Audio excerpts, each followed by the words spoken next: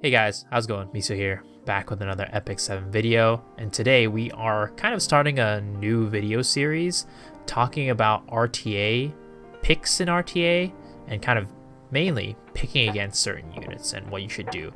I know a lot of people kind of get tripped up with RTA, and one of the major reasons why some people can't make it to certain ranks is because they don't know how to pick. And as a result, I wanted to make this guide to kind of help guide you along this process. It's by no means a clear cut, you pick X, you should pick Y, because there's a lot of different interactions with the different character comps that you're bringing onto your team, your enemy's team, and also builds can be different and varying, right?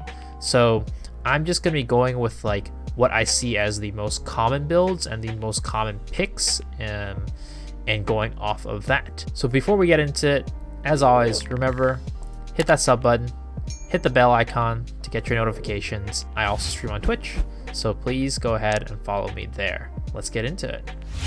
Landy, that is the first unit we are going to be covering today on this series. There's a good reason why I'm covering her. She's one of the, if not the most popular unit that people are picking in RTA these days. She is extremely strong. She goes stealth. She does a lot of damage over time, and she could really be picked as like a solo DPS and carry your team. It's not really a surprise that people are picking her as, you know, a really popular DPS. So that kind of begs the question, right? How are Landys typically built, and how should I pick against Landy? So Landys are typically, I'd say, built in three ways.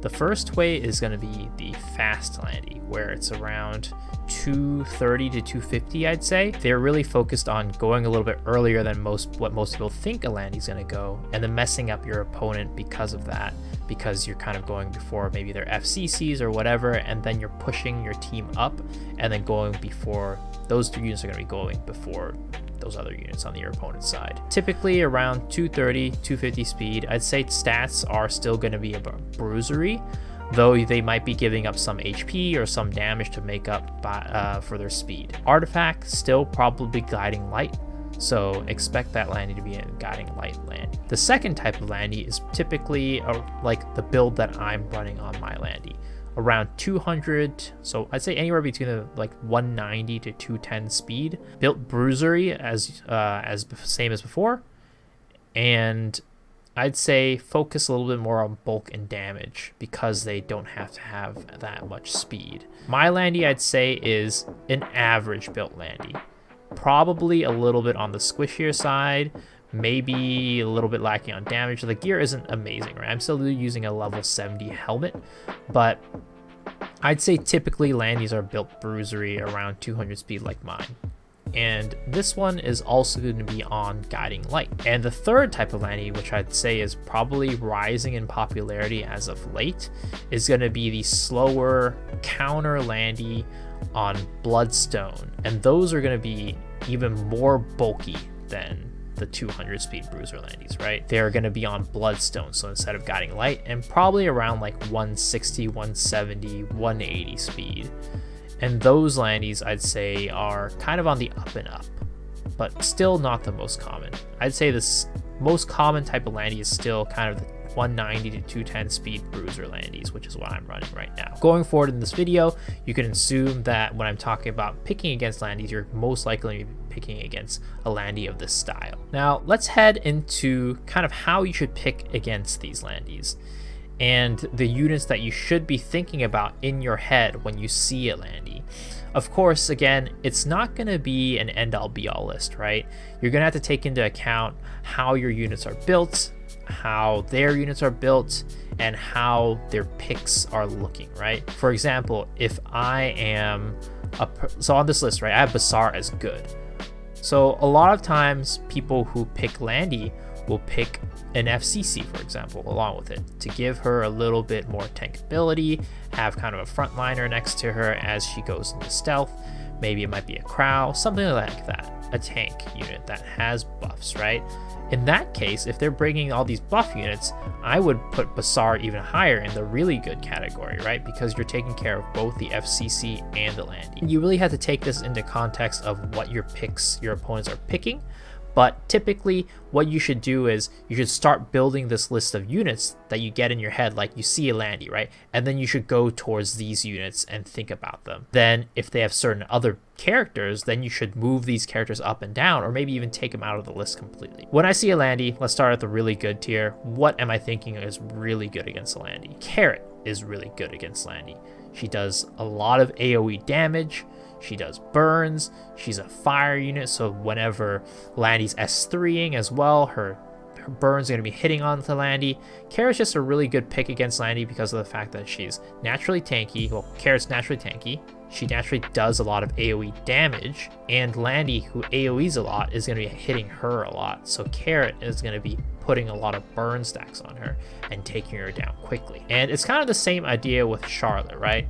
So Charlotte does a lot of AoE damage. She's also a fire unit, so as a result, naturally good against Landy. You're kind of seeing a theme here. Landy really suffers against units that have a lot of AoE because a lot of times they're going to be in stealth, and that's one of the reasons why they're so powerful, because they're sitting in stealth doing a lot of damage over time. If you could take them out of stealth, then that makes things a lot easier. And also, she gives buffs to herself, right? So speed buff, which is why Carrot, which strips buffs, is pretty good against Landy as well. And that leads me to Bassar. Landys, they are going to have that speed buff on them. They're going to go invisible with stealth, with guiding light. Bassar just takes that out of the picture completely. You get unbuffable. You don't have to deal with the speed buff. You don't have to deal with the stealth. If they pick like an FCC or a Crow, or like these days make Chloe's really popular as well, you can build like a slower Bassar, make them question whether the make Chloe wants to use their S3 or not. Bassar is a really good pick against Landy because of that reason. Of course, she's not in the, I guess, using the tier list terms, he's a good pick against Landy. Of course, not in the really good tier, but I'd say he's a good pick against her, and you should think about him when the opponent picks Landy. Ravi, she was kind of the Landy counter before, I'd say, Charlotte and Carrot became really popular and Carrot got buffed, right? She was kind of the premium Landy counter at the time, but she's kind of dropped down a little bit further because there are such other good counters now. But the reasons stay the same. She's a fire unit. She does good AoE damage with her S3. Her S3 comes up pretty often, but of course it's not going to be up all the time, right? So that's why she's kind of down in the good section. But she's a fire unit. Whenever Landy, whenever she has the S3, she can AoE and stun and push back. And also, if the Landy does miss the guiding light proc, then you can always get in there and do more damage as a fire unit. And Landy, Ravi's also generally tanky. Landys, I'd say, typically want to go the long route and play the long game. And Ravi is one of those units that can kind of keep up with her there. So that's why Ravi's a good pick against her. Holiday Fiend, kind of one that has come onto the scene a lot more lately, especially with the new Guild Wars artifact. She now has the ability to kind of protect you against Fairy Tale Tenebria with that artifact. She got a couple buffs for their skills in one of the previous patches, so she's kind of been on the more up and up. She's still a little bit niche, but definitely more pickable. But she's a really good unit against, so again, terms on this target list, or this tier list. She's a good unit against Landy because, again, she's a fire unit, does a lot of AoE damage to break her out of that stealth, and yeah, those are really the two reasons why. Lots of AoE, fire unit. Briarwood Triceria, similar to the reason why Bassar is good against Landy, Briarwood Triceria is her S3 causes units to be unbuffable. And as a result, Landy doesn't get the speed buff, she doesn't get the ability to go into stealth anymore when that debuff is on her, and then when she's out, you can use her to death break her and then just take her out quickly, right, before she can go back into stealth. Going up against Landy really is kind of playing around that stealth mechanic and playing around her buffs. So Briarwood Triceria, also a good pick into her, and people recently have building their Briarwood Tricerias a little bit slower and a little bit higher damage, so as a result, you're actually going to be able to nuke the Landy a lot more. Now, we're going on to the meh category, where I'm like, this is more of like an honorable mentions category. So Cerise. One of the reasons why I think Cerise deserves to be in the honorable mentions category is because you go quickly, first turn, second turn, whatever it may be, you go before the Landy, you S3, you get rid of her stealth, and you're also putting a restrict buff on her, so her S3 isn't CR pushing her team, her S3 isn't CR pushing herself. So as a result, the Landy's S3 becomes less useful, and that really is the only reason why she's in the honorable mention category, because she does a good bit of AoE, because she is a unit that cycles quickly, so she get the S3 up quickly, and she starts the battle using that AoE, so get the Landy out of the stealth, and also restricts her. ML Crow. Landy does a lot of AoEs. As a result, ML Crow kind of feeds on that and is able to do his S3 more often. But it's kind of a double-edged sword too, because ML Crow provides more buffs for his team with immunity buff, which feeds the Landy to make her do more of her S3. So it's a little bit of a kind of push and pull double-edged sword play, but in certain places, in certain team comps, you can pick him and he'll be a pretty good, I guess, answer to Landy. Not amazing, but I definitely think he deserves to be in the honorable mention category as a result. He just does a lot of damage. Landy doesn't really do well against huge burst damage, and that's what he brings. Last but not least, Arbiter Vildred. He's going to be in the honorable mention category just because he does AoE damage with his S3. His S1 hits 2 targets, so if you RNG into the Landy, that'll do good damage to her and bring her out of stealth. And then he comes back as well, does AoE again with his S3. He also has blind debuffs, which is really good against any kind of damage dealer. So that's why he's in the honorable mention category. These are really, I'd say, the units that I think of first when people bring Landy. Of course, it's not the only units that you can bring to counter her, but I'd say these are probably the most popular, most meta units that I typically think about when people pick Landy and what I should start thinking about picking in a response.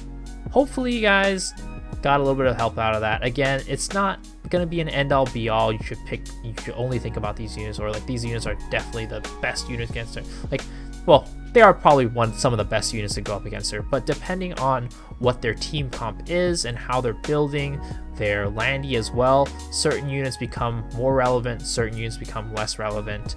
So really just use this as a general guideline, outline, to start thinking and formulating what units you should bring into Landy. Hopefully y'all enjoyed that. Let me know in the comment section down below if you enjoyed it, if you didn't, any suggestions for future units that I should cover. Of course, I kind of have an idea about who I should cover, but if there's more people wanting a certain unit, of course, I'm going to be putting together those videos earlier. So yeah, let me know down in the comment section what you like, what you don't like, what you want to see in the future. I'll see y'all on the next one. Peace out.